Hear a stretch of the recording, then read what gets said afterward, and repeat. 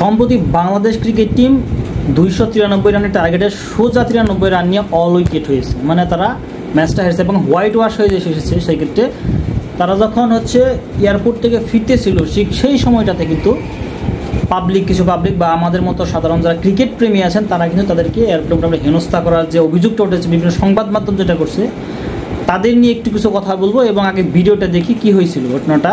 এবং সেখানে বলা হচ্ছে নাকি রাজনৈতিক কোনো নেতাকে তারা নেয়ার জন্য আসছিল এবং সেইখানে তাদের সাথে সামনাসামনি দেখা হয়, তাদেরকে হেনস্থা করা হয়েছে। আসলে কি হেনস্থা করা হয়েছে নাকি উচিত নাকি অনুচিত পরিবারের সামনে, বিষয়টা আমরা দেখি, আলোচনা করবো। আগে ভিডিওটা দেখি। রীতিমতো পরিবার তুলে হেনস্থা করা। তাসকিনের বাবা বসার সামনের সিটে, পেছনে ছেলের সাথে বসেছেন তাসকিন। বের হবার সময় গণমাধ্যমের সঙ্গে কথা বলতে যাওয়ার সময় এমন ঘটনা।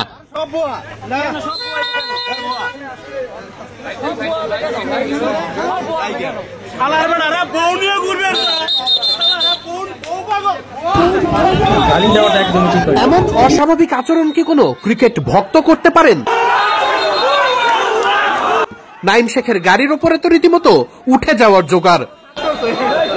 কিন্তু যখন জানতে পারবেন যারা এভাবে স্লেজিং করছিলেন, পরিবার নিয়ে হেনস্থা করছিলেন, তারা আসলে সেখানে এসেছিলেন রাজনৈতিক নেতাকে গ্রহণ করতে।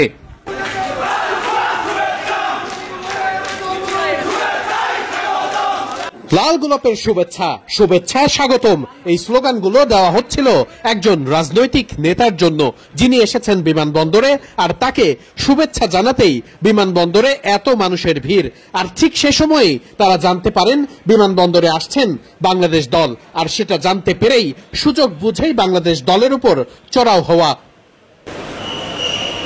দুবাইয়ে টি-20 সিরিজে বাংলাদেশের দারুণ সময় কাটলেও ওয়ানডেতে রীতিমতো যেন এক বিভীষিকার সময় গেছে। নুরুল হাসান সোহান, মুস্তাফিজুর রহমান, রিশাদ হোসেনরা ইতিমধ্যেই ঢাকায় পা রেখেছেন। প্রথম বহরে বেশিরভাগ ক্রিকেটারই ইতিমধ্যেই ফিরেছেন।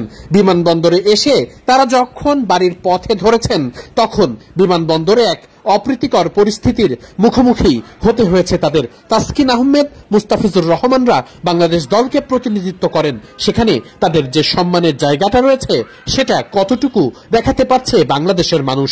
উপরন্তু বিমানবন্দরে তাদেরকে যেভাবে হেনস্থা করা হয়েছে, তাদের পরিবারকে যেভাবে হেনস্থা করা হয়েছে, সেটা কি একজন জাতীয় ক্রিকেটার আশা করতে পারেন? জাতীয় ক্রিকেটার তো দূরে থাক, একজন সাধারণ নাগরিক কি একজন সাধারণ নাগরিককে পরিবার কিংবা অন্য যে কোনো ভাবে হেনস্থা করার আইনগত কোনো বৈধতা রাখেন? সে প্রশ্নগুলো নিশ্চিত করেই আছে। নাইম শেখ, তাসকিন আহমেদরা যখন বিমানবন্দরে একে একে বের হয়ে আসছিলেন, ঠিক তখন থেকেই সেই উপস্থিত খুব অতি আগ্রহী রাজনৈতিক দলের নেতার জন্য আসা মানুষরা উৎসাহিত করতে থাকেন আরেকজনকে, যাতে করে সেখানে বেশি বেশি স্লেজিং করা হয়। স্লেজিং এর মাত্রা এতটাই বেড়ে যায় যে একসময় স্তব্ধ হয়ে যান তাসকিনের বাবা। গাড়ি থামিয়ে ছোট্ট শিশুকে সামনে রেখেই চলে এমন আজব সব কাণ্ড, যেখানে পরিবারকে নিয়েই হেনস্থা করা হয়েছে অনেকটাই। দল পারফর্ম না করলে, বাংলাদেশ ভালো না করলে, কোনো ক্রিকেটার খারাপ করলে অবশ্যই সমালোচনার যোগ্য তারা, সমালোচনা হতেই পারে। কিন্তু তাই বলে পারিবারিকভাবে হেনস্থা করা, বিমানবন্দরে এভাবে পরিবার সহ ছোট্ট শিশুর সামনে হেনস্থা করা কতটা যৌক্তিক? ক্রিকেটাররা যেন খুবই সহজলভ্য বস্তু। বিভিন্ন কারণে বিমানবন্দরে এসে সুযোগ বুঝে ক্রিকেটারদের অপদস্থ করা যেন খুবই সহজ। তাহলে এখন একটা কথা বলি, ইনি লাস্টে যে কথাগুলো বললো যে সহজলভ্য নয়, তাহলে এইটাকে আমাদের মাথায় থাকা উচিত না এবং ক্রিকেটারদের মাথায় থাকা উচিত না আমরা তো সহজলভ্য কোনো জিনিস না। তাইলে আমাদের আমরা যেহেতু ডিমান্ডেবল একটা জিনিস, আমরা ডিমান্ডেবল কাজটা আমাদের করতে হবে। আমরা যদি কাজের সময় যদি এরকম থাকে যে আপনি একটা দলের সাথে আপনি 200 রানে হারেন, তাও একটা না, আগের ম্যাচটাও হারছেন, এই ম্যাচটাও হারছেন, সেম একই অবস্থা।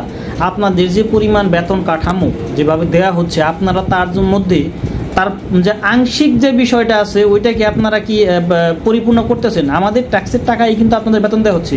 ক্রিকেট খাত থেকে আহামরি যে আমাদের কোনো উন্নয়ন হচ্ছে তা কিন্তু না। ক্রিকেটের মাধ্যমে আমরা দেশে আমাদেরকে সবাই জানবে, ভালো করবে, কিন্তু আপনারা যে ধরনের খেলা খেলতেছেন তাতে কিন্তু আমরা কখনোই আমাদেরকে কেউ চিনবে না। 2 দিন পর আস্তে আস্তে জিম্বাবুর মতো আমরা হারিয়ে যাব বাংলাদেশ ক্রিকেট টিম।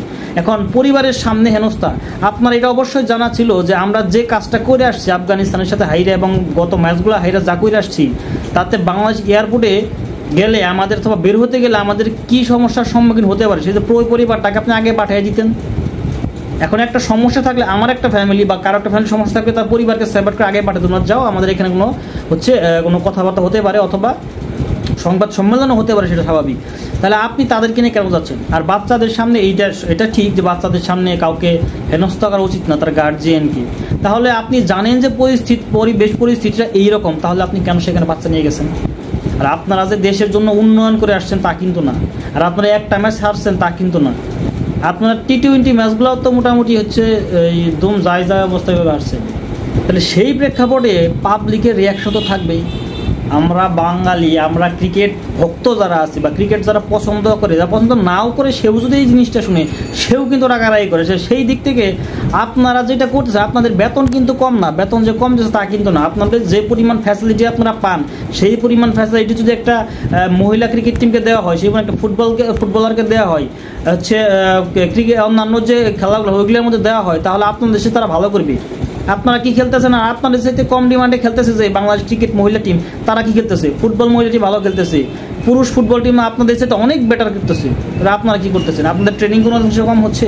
কোনো কিছুই কম হচ্ছে না। তারপরে আপনাদের খেলার দিন যাইতেছে আর ডিমোশন হইতেছে। আর আমার কথা হচ্ছে যে যদি আপনার এরকম ডিমোশনই থাকে, যদি সিনিয়র প্লেয়ার চলে গেছে, তার জায়গা পূরণ করার মতো কোনো ক্রিকেটার নাই, তাইলে পরে আপনি ওইখানে খেলার দরকার কি? খেলাই বন্ধ করে দেন না কেন? আপনি খালি এই যে ট্যুরে যাবেন আসবেন, ফ্রি ট্যুর করতেছেন, এগুলোর কোনো মানে হয় নাকি? আবার সাংবাদিক আপনি যে বলতেছেন এইটা কোন আইনে আছে যে দেশের টাকা খাবেন আর খালি হাইর আসবেন? হ্যাঁ, তো হারছেন, হারার তো একটা সিস্টেম থাকে। আপনি বর্তমান সময়ে এসে, বর্তমান টিমে এসে, বর্তমান ক্রিকেট টিম হইয়া আপনি 93 রানে কিভাবে আপনি অল উইকেট হন, তাও 26 ওভারে? আপনি হারতেন 10-15-20 রানের কথা ছিল না, আপনি 200 রানে হাইরা গেলেন, এটা কোন ধরনের কথা ছিল? আপনি বাগি মনে করেন তাকে সব ম্যাচে দিচ্ছেন, কিন্তু এই ম্যাচ আপনি 93 রান কিভাবে দিলেন? আপনার কি খেলতেছেন তাইলে? এত নাম করা প্লেয়ার আপনারা, এত নাম করা ক্রিকেটার আপনারা। তাসকিন আহমেদ বল যথেষ্ট ভালো করছে, আমি বলবো না খারাপ করছে, হ্যাঁ ভালো করছে। মুস্তাফিজ বল ভালো করছে। ব্যাটার যারা আছে এদেরকে পন্দানো উচিত ছিল, এরা যে অবস্থা, এদের যে ব্যাটিংয়ের যে ক্যাটাগরি, ব্যাটিং যে সিস্টেম, এদেরকে ধরা উচিত ছিল সবার আগে, ছাই দিয়ে ভালো করে। এই হচ্ছে ক্রিকেটের অবস্থা। আপনাদের মতামত অবশ্যই কমেন্টস বক্সে জানাবেন, আপনারা কি বলেন?